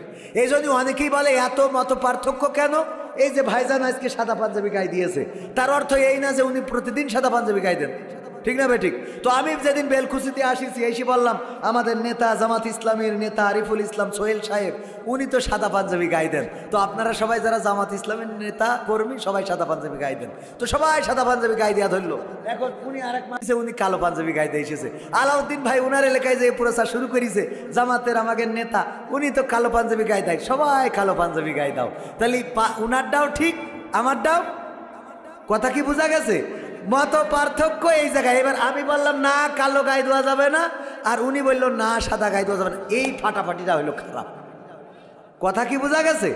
ইসলাম বুঝলি খুবই সহজ, এর বাইরে কিছুই না। খালি শুধু পাঁচকলি না বাটি টুপি, পাগড়ি না রুমাল, জুব্বা না কাটা পাঞ্জাবি, এতে কোনো ফায়দা নেই। বাইতুল মুকাররমের খতিব উনি সুন্দর করে এ ব্যাপারে বলে দিয়েছেন যে রাসূল এগুলোকে আমাদের বাধ্যবাধকতা করেননি, উনি আমাদের পোশাকের ব্যাপারে, সতরের ব্যাপারে বলে দিয়েছেন নাভি থেকে টাকনু পর্যন্ত। যাই হোক, এত দূর আমরা না যাই। মনে আছে তো কি শোনাতে চাইছিলাম? কি সূরা তাহার 55 নম্বর আয়াত কোথায় পড়া লাগবে এটা শোনাবো না? এটা শোনাবো। আর ওবায়দুল কাদেরের গান ফাঁকা ফাঁকা, এটাও তো ভাইরা এনেছে, এই গানটাও তো শোনাতে হবে না? হবে না? এই গানটাও শোনাতে হবে। তো এই দুইটা কাজ আমি করতে চাই। আপনারা শুনতে তো রাজি আছেন? আছেন না নাই? আমার টাইমের মধ্যেই করে ফেলবো ইনশাআল্লাহ।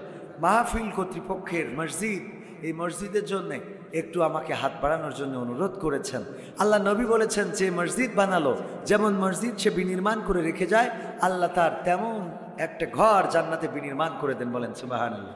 তো এই মসজিদের জন্য আপনাদের কাছে একটু হাত বাড়াচ্ছি। আমি টাকা পয়সা তো অনেকেই অনেক কিছু দিয়েছে, আমি আপনাদের কাছে একটু সিমেন্ট চাই। কি চাই? সিমেন্ট নেব না আগে নগদ দেবেন? আমিও না দিয়ে শুরু করতে চাই না। আমার ক্যামেরা পার্সন কই? আমার ক্যামেরা পার্সন? আমার আল্লাহ বলেছেন ইয়া আইয়ুহাল্লাযীনা আমানু লিমা তাকুলুনা মা লা তাফআলুন, এমন কথা বলো না যা তোমরা কাজে করো না। তো আমি দেব না, আবার আমি চাবো, তা কি হবে? আমি ব্যক্তিগতভাবে 500 টাকা দিলাম। আল্লাহ আমার দানকে কবুল করে নিয়ে আমার বউর হায়াত বাড়াই দিন। বলেন না? আমার যা হয় হোক, বাড়িটা ঠিক থাকে না। আমি ঠিক মতো বাড়ি থাকতে পারি না, তো দোয়া টোয়া করি রাখি আর কি। তো আমি যেহেতু দিলাম, এখন আপনাদের কাছে একটু হাত বাড়াই। ভাইজান নাম কি? নাম কি শুনুন? হ্যাঁ, আপনার নাম তাহের। আমার তাহের ভাই পিতা মারা গেছেন, পিতার জন্য দোয়া আছে। 1000 টাকা করলেন দান। আল্লাহ বাড়িয়ে দাও, সম্মান দেখায়াত দাও, মনের স্বপ্ন পুরা করে দাও, আপনজনদের কবুল করে নাও। আল্লাহ তুমি দয়া করে আপনজন যারা কবরে, কবরগুলো জান্নাতের বাগান বানাও। বলেন আমিন। তারপরে কোন আল্লাহর বান্দা আছেন খুব তাড়াতাড়ি এটা দেওয়ার পরে আমি 2টা কাজ আপনাদের ওয়াজটা কোনে করা লাগবে, কোরআনের আয়াতটা কোথায় পড়া লাগবে নতুন করে শিখিয়ে যাব, সেই জায়গাগুলোতে পড়বেন। আর কাদের কাকার গানটা শোনাবো, এটা না শুনিয়ে যাব না যদি আপনারা উঠে না যান। দেন একটু হাত বাড়ালাম, বাইরে আমার পকেটে হাত লাগান। 500, 1000, 5000, 3000 সিমেন্ট, ইট, রড, বালু যা চান দিতে পারেন। ওগো আমার ভাইরা, 500 টাকা করে এক ব্যাগ সিমেন্ট, 550 টাকা 60 টাকা নেয়।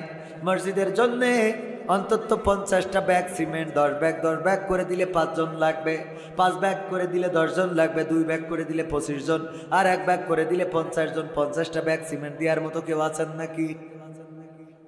সিমেন্ট দেবেন এই মসজিদে আল্লাহর ঘরের জন্য?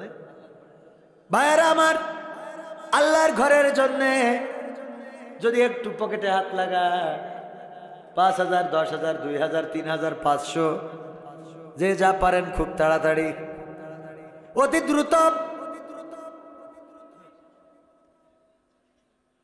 মনটা নরম হয় না, পৃথিবী ছেড়ে চলে যাওয়া লাগবে, কবরের দেশের বাসিন্দা হয়ে যাব ভাইয়েরা আমার। এই জন্য আল্লাহর ঘরে যদি কিছু দিয়ে যান তাড়াতাড়ি তাড়াতাড়ি। আহারে আমার ভাই জানেন, সিমেন্ট দেবেন 10 ব্যাগ, আছেন কেউ? আর একজন 50 টাকা আল্লাহ দানকে কবুল করো, দেখায় দাও, মনের স্বপ্ন পুরা করে দাও, আপনজনদের কবুল করে না। ওগো আমার ভাইয়েরা, 500, 1000, 2000, 3000 সিমেন্ট, 5 ব্যাগ, 2 ব্যাগ, 3 ব্যাগ। কোন আল্লাহর বান্দা আছেন? গোলাম মোস্তফা, মাশাআল্লাহ, নারায়ে তাকবীর। চাইছি 50 ব্যাগ, তার মধ্যে 20 ব্যাগ দিয়ে দিলেন গোলাম মোস্তফা। আল্লাহ তার দানকে কবুল করে নাও, নেখায়া দাও, মনের স্বপ্ন পুরা করে দাও, আপনজনদের কবুল করে নাও। আল্লাহ যারা কবর দেশের বাসিন্দা, কবরগুলো জান্নাতের বাগান বানাও। ব্যাগ নিয়ে যায় ভিতরে, যার যা আছে পকেটে দিয়ে দেন, প্যাকেটে তাড়াতাড়ি ব্যাগগুলো নিয়ে যান। ভলেন্টিয়াররা ব্যাগ নিয়ে ভিতরে গিয়েছেন, পকেটে হাত দেন, পকেটে যা আছে দিয়ে দেবেন। নাম কি? গাজী হযরত আলী। হাজী হযরত আলী মারা গেছেন, তার নামে 1000 টাকা আল্লাহ করলো দান, কবরটার জান্নাতের বাগান বানাও। আশরাফ আলী 500 টাকা দিলেন, আল্লাহ দানকে কবুল করো। সিমেন্ট চাইলাম 50 ব্যাগ, 30 ব্যাগ উঠেছে, 20 ব্যাগ উঠেছে, আর 30 ব্যাগ বাকি। কোন আল্লাহর বান্দা আছেন 10 ব্যাগ 5 ব্যাগ করে দিবেন? মজনু ভাই 500 টাকা মায়ের জন্য দোয়া আছে, আল্লাহ মায়ের কবরটারে জান্নাতের বাগান বানাও। ও আল্লাহ মজনু ভাইয়ের নেক মাকসাদ পুরা করে দাও। পকেটে একটু হাত লাগান, প্যাকেটগুলো ফিরিয়ে দিয়েন না। দুনিয়ার জীবন ক্ষণিকের, এই পৃথিবী ছেড়ে চলে যেতে হবে, টাকা পয়সা সঙ্গে যাবে না, অর্থ সম্পদ সবকিছু পড়ে থাকবে। আমার যুবকেরা গিয়েছেন, মাহরুম করেন না। যে যা পারেন, যা আছে পকেটে দিয়ে দিবেন, প্যাকেটে আল্লাহ দানকে কবুল করুন। দুইটা মাহফিল হয়ে যাওয়ার কারণে আশেপাশের লোকগুলো দুই জায়গায় ভাগ হয়ে যাওয়াতে আজকের এই মাহফিলটা তত বেশি সুন্দর হওয়ার কথা নয়। তারপরে আল্লাহ যাদেরকে কবুল করেছেন তারাই আসতে পেরেছেন। ভাইয়েরা আমার, 30 ব্যাগ সিমেন্ট বাকি আছে। কোন আল্লাহর বান্দা আছেন 5 ব্যাগ 10 ব্যাগ সিমেন্ট দেবেন? কোন আল্লাহর বান্দা যদি নাম বলেন, আমি দোয়া করে দেবো গো আমার ভাইরা, আল্লাহ রাব্বুল আলামিন আপনাদের দানকে কবুল করে নেবেন।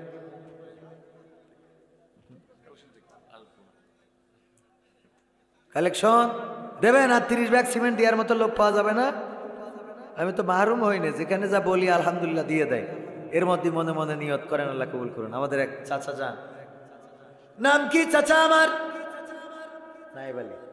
নায়েব আলী চাচা 500 টাকা করলেন দান, আল্লাহ বাড়িয়ে দাও 350 টাকা। আল্লাহ দানকে কবুল করে নাও, নে খায়াত দাও, মনের স্বপ্ন পুরা করো, আপনজনদের কবুল করো। সবাই জোরে জোরে বলেন আমিন।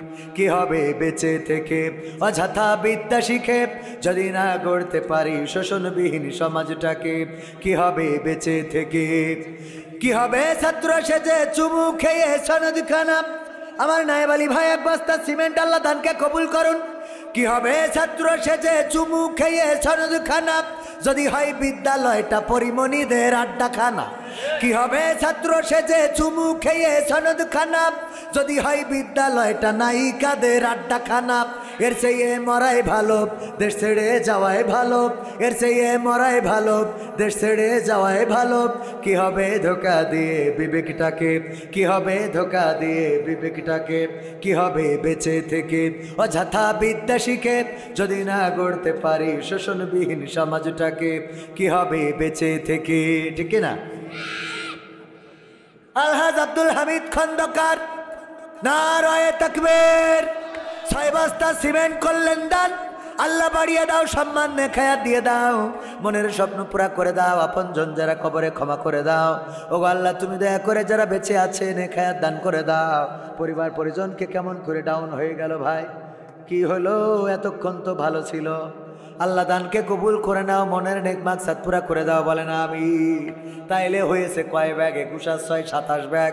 আর বাকি আছে কত ব্যাগ? 23 ব্যাগ দেওয়ার নিয়ত করে নেন। ওগো আমার ভাইয়েরা, সূরা তাহা 55 নম্বর আয়াত আমরা যে পড়লাম, এই সূরাটা নাজিল হয়েছিল মক্কি জীবনে, কিন্তু এই আয়াতটা প্রথম নাজিল হয়েছিল মুসা আলাইহিস সালামের উপরে। কার উপরে? মুসা আলাইহিস সালামের উপরে। আল্লাহর নবী মুসাকে আল্লাহ বললেন, যাও যে ফেরাউনের হেদায়েতের জন্য কাজ করো। বলল, হে ফেরাউন, আমার কথা যদি না শোনে তাইলে তুমি মুজিজা দেখাবা। কি দেখাবা? তোমার হাতের লাঠি ছেড়ে দিবা, সাফ হয়ে যাবে। তোমার হাত বগলের নিচেই ঢুকাবা, নূরের মতো ঝমকাতে থাকবে। এইগুলো করবা। যদি তাও বিশ্বাস না করে আল্লাহ কি করব? আল্লাহ রাব্বুল আলামিন বললেন, তাইলে তারে সুন্দর করে ওয়াজ শোনাবা। কয়, আমি যে ওয়াজ করব আমার তো কণ্ঠ ভালো না, তাইলে কি করতে পারি? কয়, আমার হারুন ভাই রহিমা ওর নবুয়াত দিয়ে দেন, ও ওয়াজ করে ভালো, কণ্ঠ ভালো, সুর ভালো, আলাউদ্দিন ভাইয়ের মতো ওয়াজ করে বেড়ায়। যদি হারুনির আল্লাহ নবী করে দেন তাইলে ওর যে ফিরাউনির ওর নিয়ে যে ওয়াজ শোনাব। বক্তার দাম আছে না নাই? আমি বানানো কথা বলছি না, কোরআনের কথা। মুসা বলছে, আল্লাহ আমার তো একটু জড়তা আছে, আমি কথায় অত ভালো পণ্ডিত না। আর ওই ছোটবেলায় আগুন ধরি গালের মধ্যে ফুরিয়ে দিয়েছিলাম, জীবনটা একটু সমস্যা হয়েছে। তো হ্যাঁ, নারায়ে তাকবীর। 27-37 আব্দুল গফুর সরকার 10 বস্তা, বকুল সরকার 10 বস্তা সিমেন্ট করলেন দান, আল্লাহ বাড়িয়ে দাও, সম্মান দেখায়া দিয়ে দাও, মনের স্বপ্ন পুরা করে দাও, আপনজনদের কবুল করে নাও। তাইলে চাইলাম 50, উঠলো কত? 37, বাকি আছে কত? 13। আমি শেষ করতে করতেই 13 হয়ে যাবে ইনশাআল্লাহ। হ্যাঁ, আপনিও 10 দেবেন? মাশাআল্লাহ। জামাতের লোক হিয়ানত নিয়ে কুল পায় না, আমার টাকা দেবে। মন আছে না নাই? হৃদয় আছে। আমাদের তো নিচের থেকে উপরের দিকে তুলতে হয়, ঠিক কিনা? আর অন্য জায়গার উপর থেকে নিচের দিকে আসে। হ্যাঁ ভাইরা আমার, তারপরে উনি দিবেন কয় ব্যাগ? 10 নারায়ে তাকবীর। আমার আরিফুল সাহেব উপজেলা আমির, বাংলাদেশ জামাত ইসলামী এশিয়া মহাদেশের অন্যতম বৃহত্তম ইসলামী সংগঠন। এই সংগঠনের বেলকুচি থানা আমি, তিনি 10 ব্যাগ সিমেন্ট করলেন দান। আল্লাহ দানকে কবুল করে নাও। তাইলে কয় ব্যাগ হইল? 47। আর বাকি আছে কয় ব্যাগ? হয়ে যাবে আমার আর 5 মিনিটের মধ্যে আলোচনা শেষ করব। তাইলে কি করবেন? মুসা আলাইহিস সালামকে পাঠালেন কোথায়? যাও বললো আমি যে বলবো, আমার তো কণ্ঠ ভালো না, হারুনকে নবুয়ত দিয়ে দাও। আল্লাহ বললেন ঠিক আছে দিয়ে দিলাম।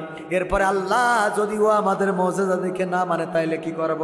আল্লাহ বললেন সুন্দর করে বলবা, পড়েন মিনহা খলাকনাকুম ওয়া ফিহা নুঈদুকুম ওয়া মিনহা নুখরিজুকুম তারাতান উখরা। সুন্দর করে বলবা, ওগো ফেরাউন, এই মাটি থেকে তোমাকে আল্লাহ সৃষ্টি করেছে, আবার মাটিতে একদিন তোমারে ঢুকাবে, আবার মাটি থেকে তোমাকে জীবন্ত করে উঠাবে। সুতরাং কিসের ক্ষমতার বড়াই, কিসের চেয়ারের বড়াই, কিসের পাওয়ারের বড়াই, সব ভুলে যে আল্লাহর প্রতি নিবেদিত হয়ে যাও, তওবা করে ফিরে আসো। এই ওয়াজ শুনালেন মুসা আলাইহিস সালাম কাকে? আর আমরা শুনাই কাকে? মরা মানুষের। তার মানে সবচেয়ে বড় জায়গায় শুনানো ওয়াজটা সবচেয়ে নিচেই নিয়ে গেছে। কথা কি বোঝা গেছে? এইবার কোরআন খুলে ভালো করে খুঁজে দেখেন যা বললাম ঠিক না বেঠিক। সুলাইমান ভাই 1 বস্তা সিমেন্ট আল্লাহ দানকে কবুল করনে খেয়ে দাও, আর 2 ব্যাগ হইলেই 50 হয়ে যাবে, হাফ সেঞ্চুরি। সার্জেন্ট ফজলু ভাই উনি নিজেই 2 ব্যাগ দিয়ে 50 পুরা করে দিলেন। আল্লাহ দানকে কবুল করনে খেয়ে দাও, মনের স্বপ্ন পুরা করে দাও। তাইলে এইবার আসেন, এই আয়াত কোথায় পড়তে হবে? ডক্টর ইউনূসের কানে কানে যেয়ে বলতে হবে।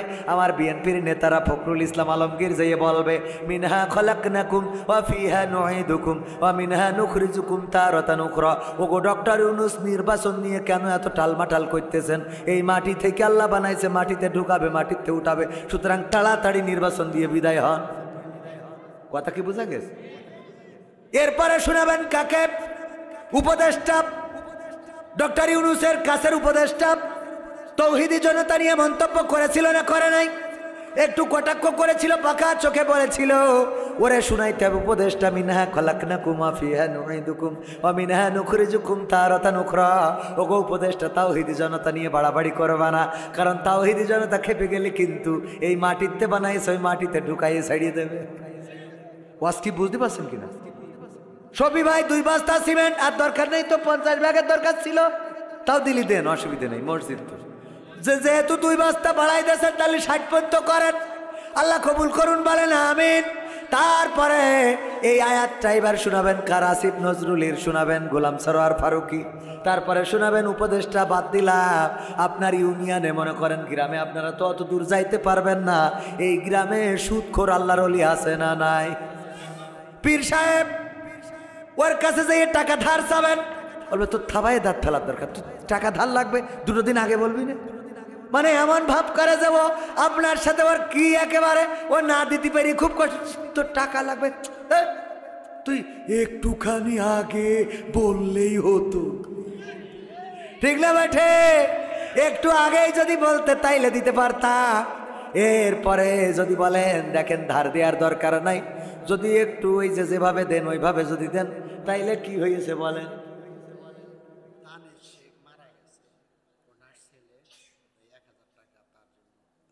তানের শেখ বঙ্গবন্ধুর পরিবারের লোক। তানের শেখ মারা গিয়েছেন, আসলে বঙ্গবন্ধুর পরিবারের না, শেখ গোষ্ঠী আছে না নাই? উনি ইন্তেকাল করেছেন, উনার ছেলে 1000 টাকা করলেন দান। আল্লাহ বাবার কবরটারে জান্নাতের বাগান বানাও, জান্নাতের সিঁড়িতে সাক্ষাতের ব্যবস্থা করে দিও, বলেন আমি। তাইলে এবার কি হলো? এই আয়াত পড়বেন, সুদখোরের কাছে যেয়ে বলবেন মিনহা খলাকনাকুম ওয়া ফিহা নুঈদুকুম ওয়া মিনহা নুখরিজুকুম তারাতান উখরা। ওগো সুদখোর, এই টাকা নিয়ে কোনে যাবা? এই মাটিতে বানাইলো, মাটিতে ঢুকাবে, মাটিতে উঠাবে। এরপরে যুবকরা লাইলাতুল ফেব্রুয়ারি তো চলে গেল, অনেক মেয়ে আছে বলেছিল 3 পিস কিনে দিবা, তা না হইলে তোমার মোটরসাইকেলে যতই গিয়ার দাও আমি কিন্তু চড়বো না। আছে না নাই? ওই যুবক ওই মেয়েটারে বলবে দেখো 3 পিস যে কিনে দেব, আল্লাহ বলেছে মিনহা খলাকনাকুম ওয়া ফিহা নুঈদুকুম ওয়া মিনহা নুখরিজুকুম তারাতান উখরা। তোমার এই চেহারার সৌন্দর্যে পাগল হলি হবে না। আল্লাহ মাটিতে বানাইছে, মাটিতে ঢুকাবে, মাটিতে উঠাবে, তার কাছে হিসেব দিতে হবে। সুতরাং তোমার সাথে আমার হবে না। কথা কয় না? মেয়েরাও শোনাবে, কোন ছেলে যদি বলে আই লাভ ইউ, তোমাকে ভালো লাগে, বলবে মিনহা খলাকনাকুম ওয়া ফিহা নুঈদুকুম ওয়া মিনহা নুখরিজুকুম তারাতান উখরা। ওগো আল্লাহর বান্দা, তোমার ভালোবাসা অ্যাকসেপ্ট করা সম্ভব না, কারণ মাটিতে আল্লাহ আমাদের বানাইছে, মাটিতে ঢুকাবে, মাটিতে উঠাবে। তোমার এই চেহারা সৌন্দর্য থাকবে না, আল্লাহর কাছে হিসাব দিতে হবে, বিচারের কাঠগড়ায় দাঁড়াতে হবে। সুতরাং তোমার সাথে আমার হবে নারী। বোঝা গেছ তো?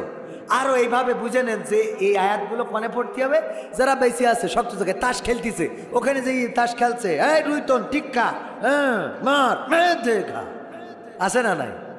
আমি তো সব নাম জানি না, হটতন রুইতন টিক্কা দেবাড়ি ঠাস করি, ওখানে যেই বলতে হবে মিন্নাহা খলাকনাকুম ওয়া ফিহা নুঈদুকুম ওয়া মিনহা নুখরিজুকুম তারাতান উখরা। কথা কি বোঝা গেছে? ক্যারাম বোর্ড খেলছে বলতে হবে, কিন্তু এইগুলো না বলে মরে গেছে, কবরে যেয়ে বলেন এই মাটিতে বানাইছে, মাটিতে ঢুকাবে, মাটিতে উঠাবে, ওর বইলে কি কোনো লাভ আছে নাকি? তাহলে ওয়াজ ক্লিয়ার? ওবায়দুল কাদের কাকার গান শোনাবো, কিন্তু আমার অতিথির বক্তৃতার পরে।